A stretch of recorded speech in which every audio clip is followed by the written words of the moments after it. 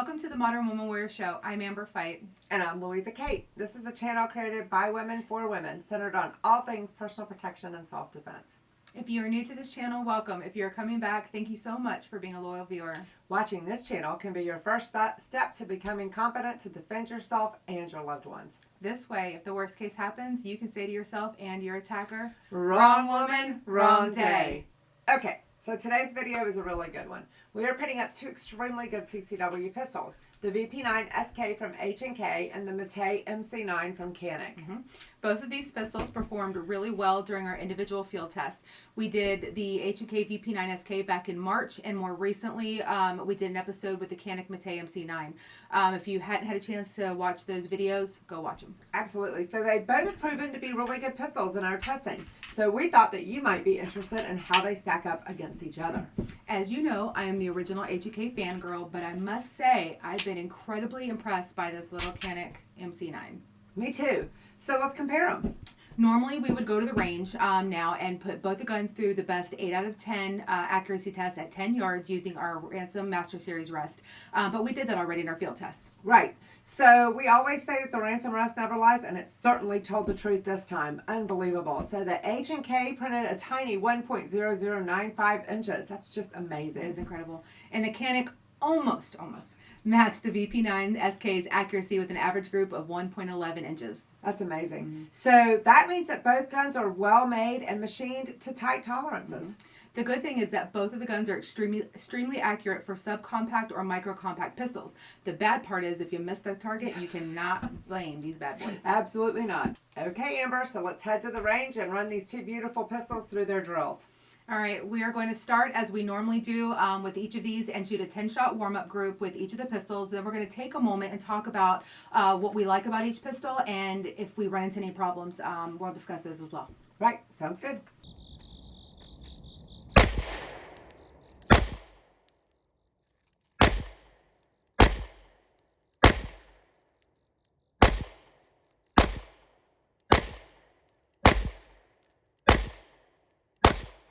Okay, so here's my target cold shooting the H&K VP9 SK.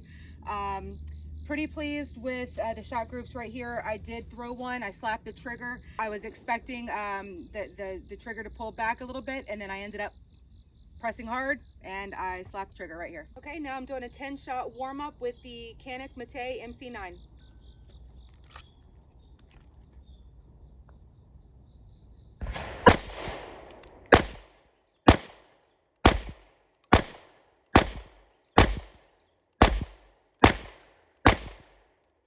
Okay, here is my 10-shot warm-up with the Canik Mete MC9. Pretty pleased with the shot group. I didn't throw any. The trigger press was pretty spot on. That's a great reset on that Mete. Okay guys, I'm out here today at 17 South, and I am going to be shooting the H&K VP9 SK. And this is my 10-shot warm-up, so let's see how the gun does.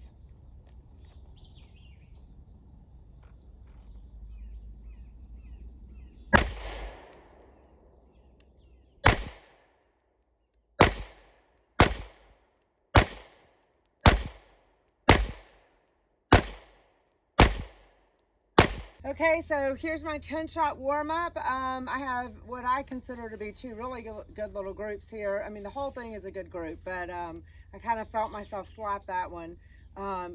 It's good trigger, great gun. I shot it really well. I'm very pleased. I think the gun handled very well. The reset's very tactile on it.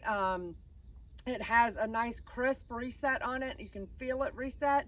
And then I don't have too far, I feel like, to go before that reset happens, so it's good. Okay, so I am out here at 17 South today, and I am shooting the Canik Mete MC9 for a 10-shot warm-up. Let's see how the gun does.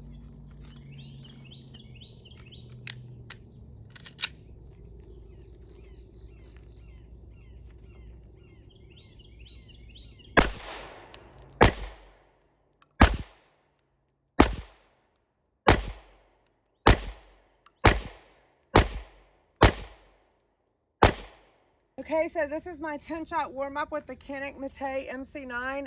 It has a really smooth reset. I did slap one over here to the right. I felt myself rush that trigger press. and I felt it go. So the rest of the group I'm very, very pleased with. It's a very tactile reset on this gun, but I really like how smooth the reset is on it. So I like that a lot. So that was a lot of fun. Both of those guns are a pleasure to shoot. Both pistols have really good trigger. It's different, but good. Absolutely. And they both have really good sights. And because both guns seem a little bit top heavy or slide and barrel heavy, it makes them absorb the recoil better than any gun that I've ever shot. Especially micro guns. Yeah, absolutely. Guns. Okay, let's go out and see about trigger and sight acquisition with each of us shooting a failure to stop with each of these awesome pistols. Okay, now I'm shooting the H&K VP9 SK failure to stop drill. That's 2 to the chest, 1 to the head, pull back at high compress ready, punch out, 2 to the chest, 1 to the head.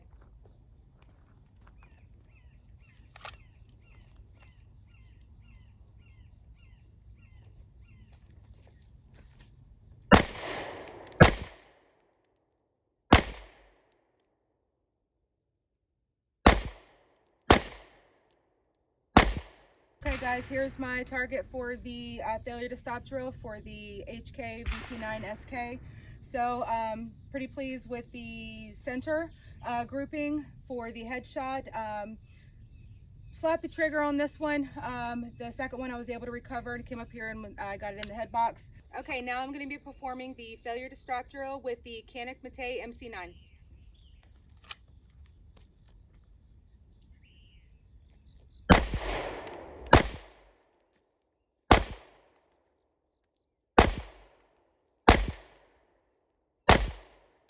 Okay, here's my target with the MC9. Pretty pleased with how that drill turned out. I got a little bit of Yankee with this bottom one right here, but the Canik this particular Canik MC9 always performs very, very well, so I'm very pleased. Okay, so I'm out here with the H&K VP9 SK, and I am doing failure to stop. 2 to the chest, 1 to the head, 2 to the chest, 1 to the head.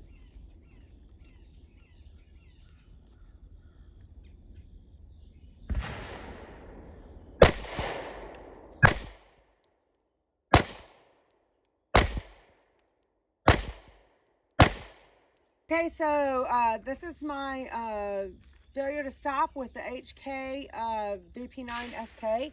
I'm very pleased with this. It's a great gun. I have a really good group here. I got a little bit slappy with the trigger here, but it's still in. I readjusted and was able to get the other one right where I wanted it. So I feel like the felt recoil on this gun is really very small. I don't feel a whole lot of felt recoil. It's a heavier gun, but to me, I like that because then I don't have as much felt recoil. Lighter the gun, smaller the gun, the more felt recoil you're going to have. So I really like that. And the trigger, again, is a really good trigger. So I'm very happy. Okay, so I'm out here again at 17 South, and I'm shooting the Canik Mete MC9, and I'm doing failure to stop. 2 to the chest, 1 to the head, 2 to the chest, 1 to the head. Let's see how we do.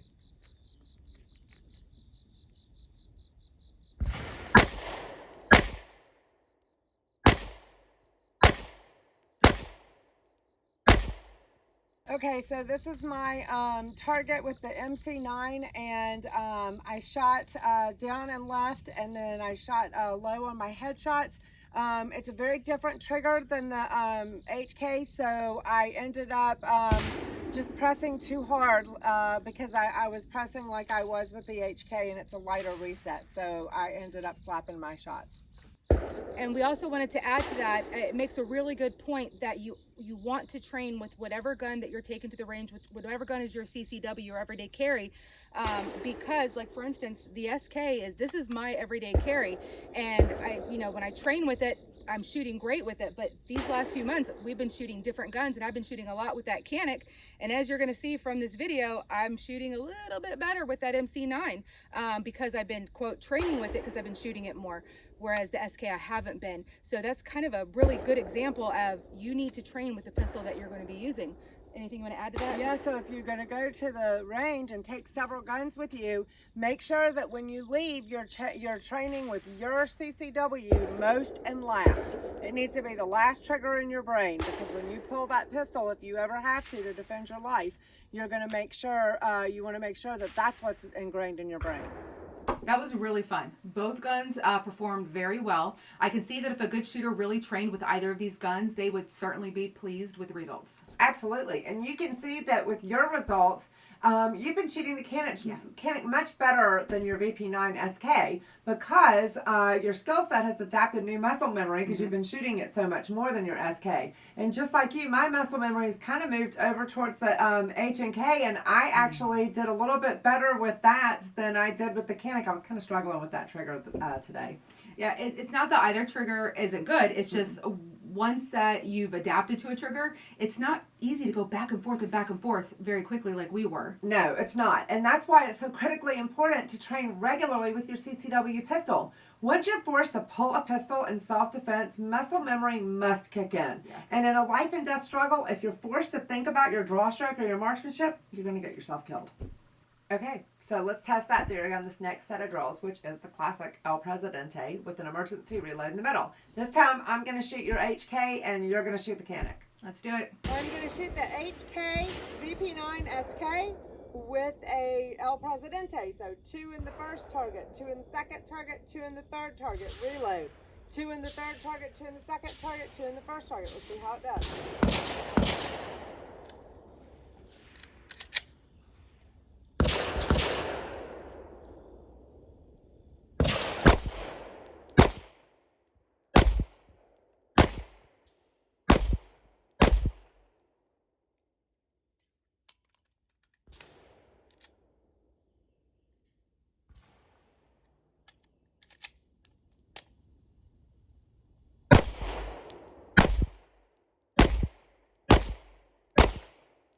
Okay, so here I am with the H&K VP9. This is my El Presidente, so I'm not upset with this. I only have 3 instead of 4 in this one, and we'll talk about why I ran out when we get down to the third target.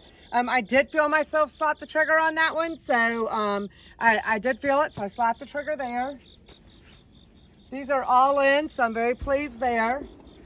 And then on this one, I did slap the trigger again, but let's talk about why. So I don't know if you guys watched me as I racked one out of the chamber. So I was struggling a little bit with the paddle release, which I'm not used to.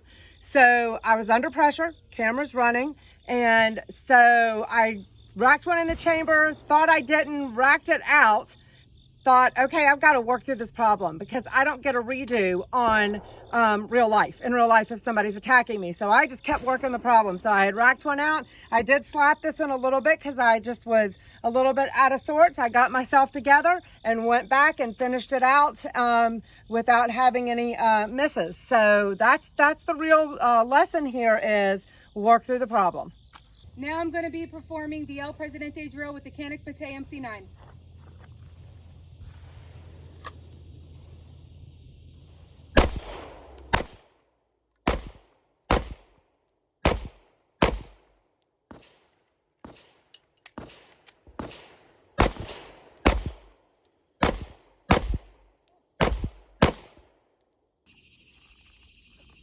Ready? All right, guys, here is my target set for the, which I'm going to call the modified El Presidente because I modified that shit. So, and you'll see why. Actually, you probably already saw why in mid-camera, mid-video. You're like, she did it wrong. Well, I know that, okay? So, it's an interesting day at the range here this morning. It's hot. We've got a lot of guns. We've got a lot of things happening. Here's my target. Clean run, though. Got all in. Shooting the Canik was great. Had a little bit of a struggle getting that magazine to drop, but we already know that's a problem that we're working on a solution for. Here's my second target, all in. Here's my third target, all in. And if nobody caught anything of what I just said and what happened on the camera, so you're supposed to do 2, 2, and 2, and then go backwards 2, 2, and 2. Well, I was 2, 2, and 2, and then I went back around and did 2, 2, and 2. So I worked through it. I kept shooting. I love the way you talked about working through the problem. Well, it's as important as empty hand skills or shooting skills. You know, our empty hand lead instructor, Sal Bizzaro, always says real self-defense encounters are not like the choreographed ones that you see on TV or on the movies. They're messy. And so training to work through the problem when you encounter one becomes critical. If you stop every time that something happens while you're training, then you're going to stop in a real life encounter too. You have to work the problem and keep fighting. You are going to stop. Super important. Like we say, like in the military, and what I say through the training here, always got to improvise, adapt, and overcome. Exactly. Which is what I did when I started my second pass through the targets in the wrong direction. I didn't stop and do a do-over because there are no do-overs when you're fighting for your life. Right, and it was hysterical. It was pretty funny. And you shot a clean run, though. I did. I improvised, adapt, and overcome. So, Louisa, what do you think about these two pistols? I really love them both. I can't. They both perform beautifully. So from a standpoint of quality on these tests today, I think the Canik did an amazing job holding its own against that H&K. There are things I favored about each pistol, but as far as which pistol is better in a self-defense scenario, I wouldn't want to live on the difference between them. They're really close. They are. You know that I'm an H&K lover, but I must say this Canik, the MC9, it turned out to be a pretty amazing little pistol. I'm not turning in my SK for it anytime soon, but I can certainly see the appeal of this very cool little, very good priced pistol. Absolutely, and there's a very significant price between the two. So the SK lists at about $979 and the Canik comes in at less than half that. But our viewers should keep in mind that we have put less than 1,000 rounds through this Canik, so we have no way of knowing how well the Canik will hold up once the round count really climbs. And we've said that we'll have to come back and do a follow-up video eventually with, you know, after we keep shooting it and putting all those rounds through it and see how that works. Absolutely. The H&K pistols are incredibly well made. They wear as well or better than any other pistol out there on the market, especially when the round counts climb. Right, and as we say in every video, a lot of these choices come down to personal preference. Budget is a big part of that. It is, and if your budget will only allow a $450 pistol and you need a first-rate CCW with high magazine capacity, really good shooting manners, I don't know of a better pistol on the planet in this price range, at least not that I've come across yet. True.